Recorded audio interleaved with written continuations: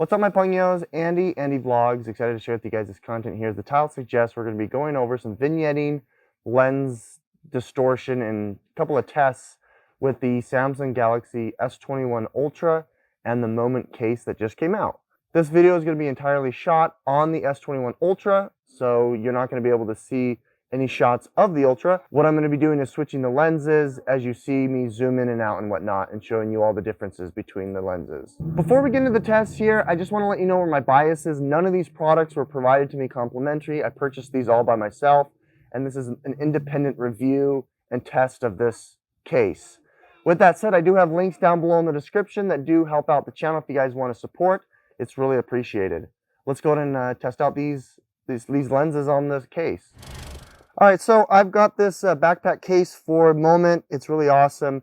It can hold up to 2 lenses. This is going to be some of the lenses that we're going to be reviewing today. The 18 and the 55mm 2x Tele.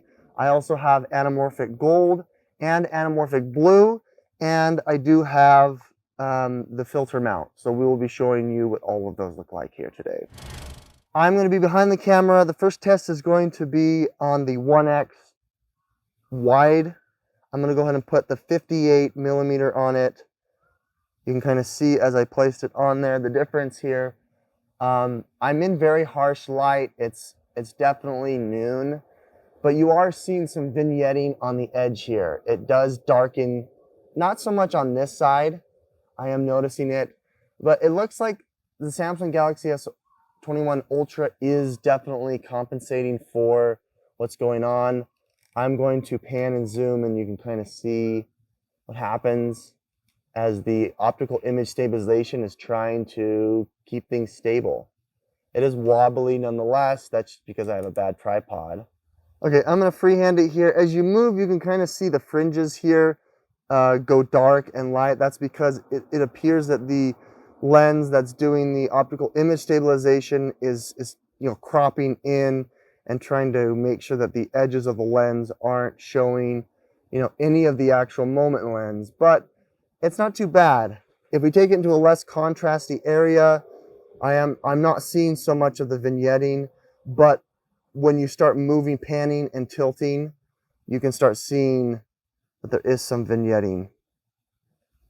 As we zoom in right before we hit the second lens, it's much cleaner. You're still able to get bokeh when you come close to a subject on the 2x. That looks really, really good, blurring out the background. And the laser focus is really awesome. But I'm not seeing any issue with vignetting on that.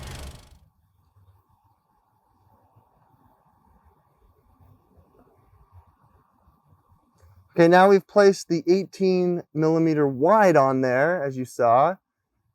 This, just from an initial impression standpoint, I am seeing certainly some lens distortion as I'm panning back and forth. The optical image stabilization is kind of doing weird stuff with the picture as I transition from left to right. You can definitely see that there's extra distortion. However, I think that can be fixed if you zoom in a tad to like 1.2. You're not getting so much of that. However, it kind of does, like hesitate as I pan from left to right. Up, down, let's go 1x again. I'm not seeing though any lens vignetting on this harsh. I'm not seeing any lens vignetting in this harsh sunlight here. Let's go back over to, a more moderate shaded area. You can see, I can tell that there's lens distortion for sure. Let's go ahead and see if we can't get that bokeh again. Yeah, it is very, very impressive. The lens here, on the Samsung does give you nice depth of field when you're really close to a subject on the 18. When it's flipping back and forth, you're not seeing any vignetting, as you can tell that the lens itself is zooming in and out. It's focusing in and out. Let's get real close to a subject.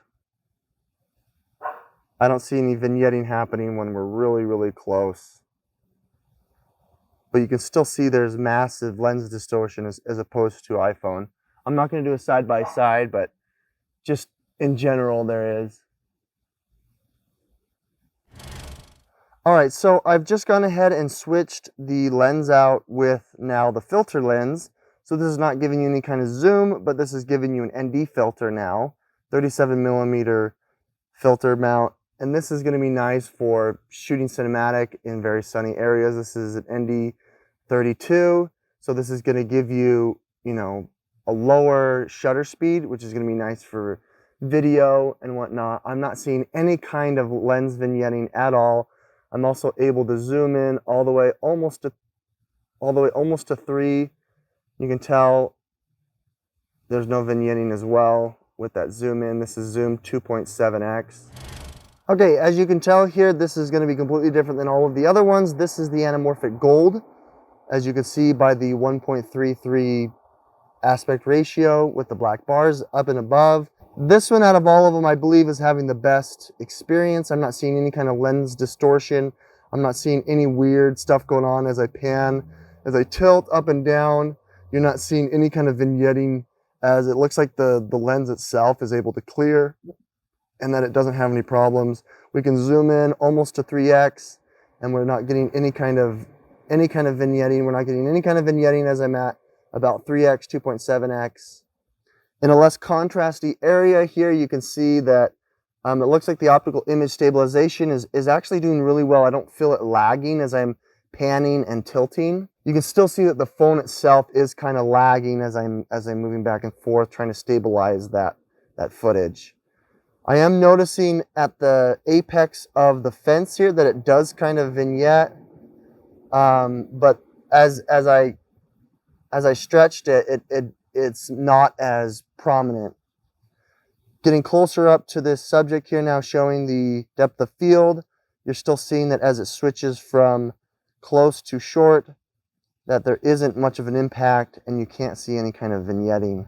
Where the contrast is much less and it's shaded, you're still getting really good detail. You're not getting any kind of vignetting problems. As I get real close, as it laser focuses, no vignetting problems. Tilting all the way up to the tree. See if we can't get that lens flare. There it is, baby. Oh, the anamorphic gold is so pretty. Thank you. All right, folks, so we've got some issues here going on. We've got some white balance issues. As you can see here, this is the 58 and 3x. So it's giving you basically a 5x zoom and it's all over the place. There's no, I don't want to even like deal with it. It doesn't focus right. It's not having that. The lens and the Samsung lens aren't able to really like work together to give you a clean shot. So as you can see, I mean, if I try to zoom in, it's getting real blurry. I don't know what's happening there. Okay, I've just placed the 18 millimeter lens on the 3x Tele lens on the Samsung, and it's getting you a good shot. It's much better than the 58 2x Tele. I'm able to actually focus. It looks like the white balance isn't freaking out so much. As I take it off of the tripod, I'm getting some issues with this optical image stabilization. It's starting to like kind of freak out and wobble as I pan and tilt. I'm really keeping it as careful as I can and not trying to wobble. But as you can see, there's a lot of issues within the Samsung phone itself. It's not able to, you know, have that nice optical image stabilization. Just when I zoom in right before 10x, it doesn't optical image stabilize. And then as soon as I hit the 10x lens, it just goes right into position. But as you know, the 10x lens does not have the mount. Let's go back under my canopy here, and this is a very much, you know, zoomed in shot. I'm going to try to focus on this subject here and see if there's any bokeh. I'm seeing some light fringing, like if you look on the highlights of that slide, it's like fuzzy.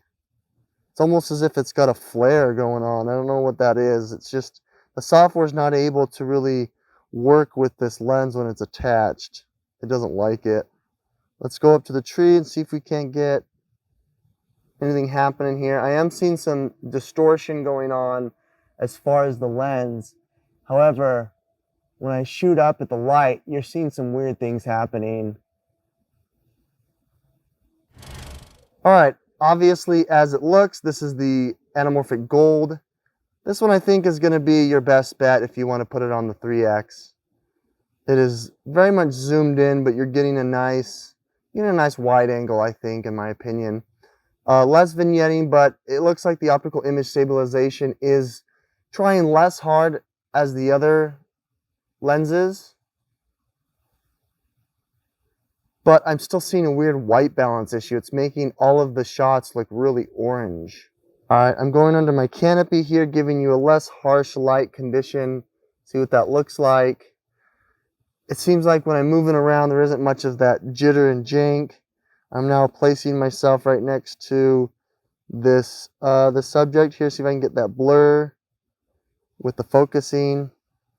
And it looks like, you know, the aperture is changing significantly as there's less detail when I change the focus on this rope that's tied up, and then when I change it to the rope, you can see that it's auto adjusting there, which isn't optimal for shooting. You want to have a stable shutter speed for sure if you want to shoot cinematic stuff. Coming up to this tree again, you know, for the last time, it's looking good, I think. I think we're getting some weird contrast issues. Then we point ourselves up at the tree with the we point ourselves up at the tree to the sun, and you're getting that double flare, which is kind of cool. I don't know why it's double flaring. Well, I guess that was an interesting test there to show you guys that there is some vignetting, there is some distortion on the fringes. Ultimately, all of the cases do have some issues and some vignetting. That's unfortunate. They did work on this for a long time, and I'm guessing the way that they built the adapter on the phone and the limitations of the lens and all of the different mathematics, that this was kind of the sweet spot. So nonetheless, I think it's still the best in the industry. You really don't have any other option out there for the S21 Ultra. So check down below in the links in the description if you're interested in these products. Thanks again, though, so much for supporting. My name is Andy with Andy Vlogs, signing out.